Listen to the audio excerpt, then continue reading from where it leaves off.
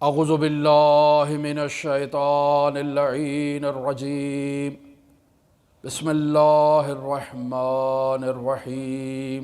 لہذا آئیے، جہاں امیر المؤمنین کے ان جلیل القدر اصحاب کا ذکر ہوا تو رجل فقیہ کوفہ کا ذکر کیا جائے۔ جوانی کا عالم ہے، مظاہر امیر المؤمنین کو دعوت دیتے ہیں کہ علی حسنین کے ساتھ ہمارے گھر تشریف لائیے۔ اب جب معلوم ہے کہ امیر المؤمنین نے حسنین کے ساتھ آنا ہے تو حبیب جو حسین کا عاشق ہے بار بار گھر کی چھت پہ جاتا ہے تاکہ دیکھے کہ میرا محبوب حسین آ رہا ہے یا نہیں آ رہا۔ بار بار کوچے کی طرف مشاہدہ کرتے ہیں کہ اسی اثناء میں چھت سے گرتے ہیں اور انتقال ہو جاتا ہے۔ مظاہر جس کے گھر میں مہمان آ رہے ہیں وہ نہیں چاہتا کہ یہ غم کی خبر مہمانوں تک پہنچے۔ حبیب کے جنازے کو ایک سائٹ پر، ایک کونے پر، گھر کے کسی ایک حصے میں رکھ دیا جاتا ہے اور مہمانوں کی پذیرائی اور خوشامد گوئی کے لیے مہمانوں کا استقبال کیا جاتا ہے۔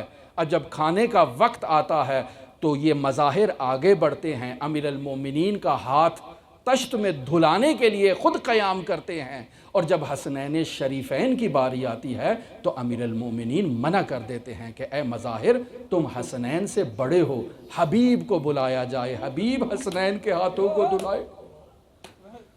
مظاہر چاہتے ہیں یہ خبر مہمانوں تک نہ پہنچے، لیکن مہمان اصرار کر رہے ہیں کہ نہیں، یہ وظیفہ حبیب کو انجام دینے دیا جائے۔ جب بتایا جاتا ہے کہ حبیب اب اس دنیا میں نہیں ہے تو امیر المومنین کہتے ہیں یا حسین اٹھیے 2 رکعت نماز ادا کریے، اللہ کی بارگاہ میں حبیب کے لیے دعا کیجئے۔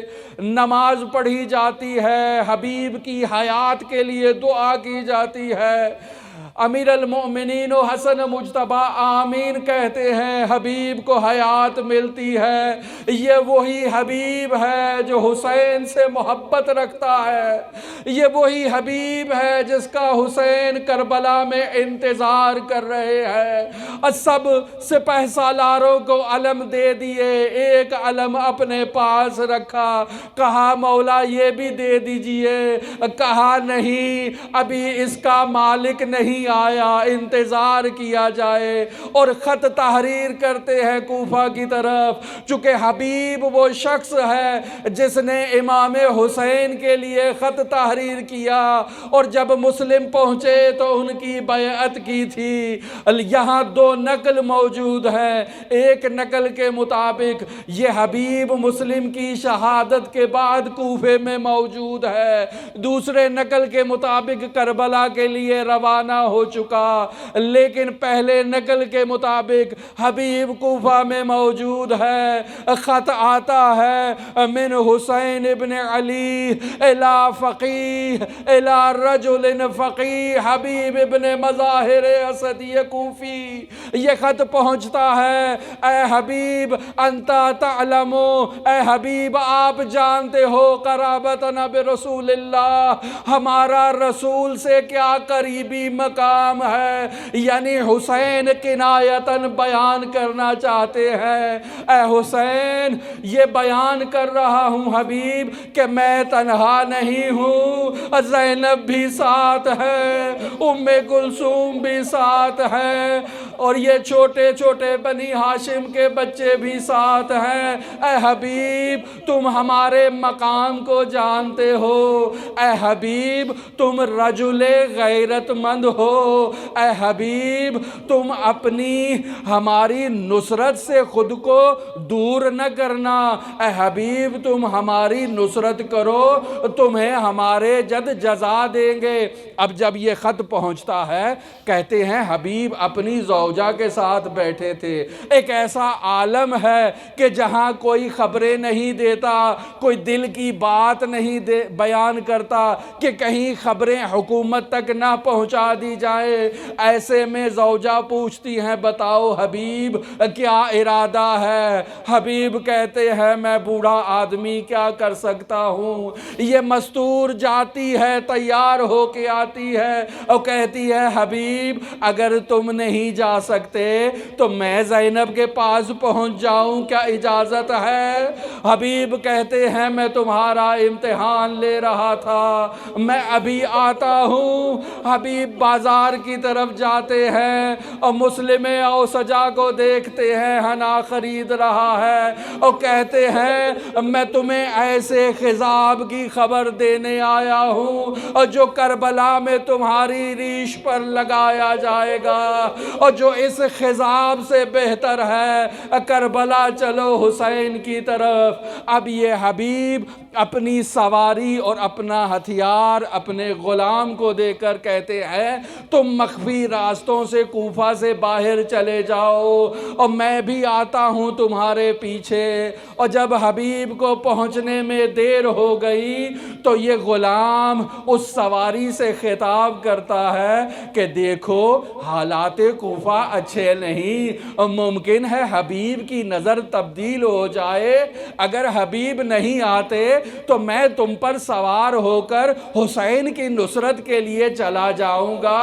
اب یہ بات جب حبیب نے سنی تو کہا یا ابا عبداللہ، یہ کیسا وقت آ گیا کہ غلام بھی آپ کی نصرت کے لیے تیار ہے۔ کہا تمہیں راہ خدا میں آزاد کیا اور کہا جب آپ کی خدمت کا وقت تھا تو آپ کی غلامی میں تھا، آج جب حسین کی خدمت کا وقت آیا تو مجھے چھوڑ رہے ہیں۔ کہا مجھے بھی ساتھ لے جائیے۔ کہا چلو تم بھی کربلا کی طرف۔ اب یہ کاروان کربلا پہنچتا ہے، حبیب امام حسین کی بارگاہ میں پہنچتے ہیں کہ اندرون خانہ سے پیغام آتا ہے، امام حسین کے کان میں کچھ کہا جاتا ہے پیغام اونچا بیان کر دیا جائے۔ پیغام کیا تھا؟ پیغام یہ تھا کہ زینب بنت علی حبیب کو سلام کہہ رہی ہے۔ حبیب کہتے ہیں یہ کیسا وقت آ گیا کہ علی کی بیٹی حبیب کو سلام کہہ رہی ہے اور گریہ ازاری ہوئی۔ اب جب عاشور کا وقت آیا تو یہی حبیب ہیں جو شجاعت کا مظاہرہ کر رہے ہیں اور بوڑھے ہیں لیکن ایسی شجاعت کا مظاہرہ کیا کہ 60 سے 80 افراد کو واصل جہنم کیا۔ ایسے میں لعین نے حبیب پر حملہ کیا، حبیب کو شہید کیا، سر بدن سے جدا کیا۔ حبیب کے سر اقدس کو اپنی سواری سے باندھا اور کوفے کی طرف گیا۔ ابن زیاد کو خبر دی جائے، حبیب کا چھوٹا بیٹا قاسم اس منظر کو دیکھ رہا ہے اور جہاں کہیں یہ شقی جاتا اس کے پیچھے پیچھے ہے۔ یہ شقی کہتا ہے اے جوان کیوں پیچھا کر رہے ہو، کیا کوئی مقصد ہے؟ کہا نہیں، ویسے تمہارے پیچھے آ رہا ہوں۔ کہا نہیں، بتاؤ تم کس غرض سے آ رہے ہو؟ کہا یہ میرے بابا حبیب کا سر ہے، میری نیت یہ ہے کہ یہ سر مجھے دے دیا جائے تاکہ میں عزت و احترام سے فقیہ کوفہ کی تدفین کروں۔ کہا سر تمہیں دینے کے لیے تو نہیں لایا، اس پر تو انعام و اکرام ملے گا، یہ سر تو نیزے پر بلند کیا جائے گا۔ حبیب کے فرزند قاسم نے کچھ جوانوں کو ملایا، اس شقی پر حملہ کیا، اس سر کو اپنے ہاتھوں میں لیا اور کہا کہ جس کا جوان بیٹا ہو وہ کیسے برداشت کر سکتا ہے کہ اس کے بوڑھے باپ کا سر اس بے حرمتی کے ساتھ کوچے و بازار میں پھرایا جائے۔ اللہ یوم کا یوم کا یا ابا عبداللہ، امام حسین کا سر جو نوکے نیزہ پہ موجود ہے اور جوان بیٹا بنو ہاشم کے سر کو دیکھتا ہے لیکن اپنے بابا کے سر کے لیے کچھ نہیں کر سکتا، جو اپنے بابا کو سرزمین کربلا میں بے غور و کفن چھوڑ آیا۔ الا لعنت اللہ علی قوم الظالمین، ماتم حسین۔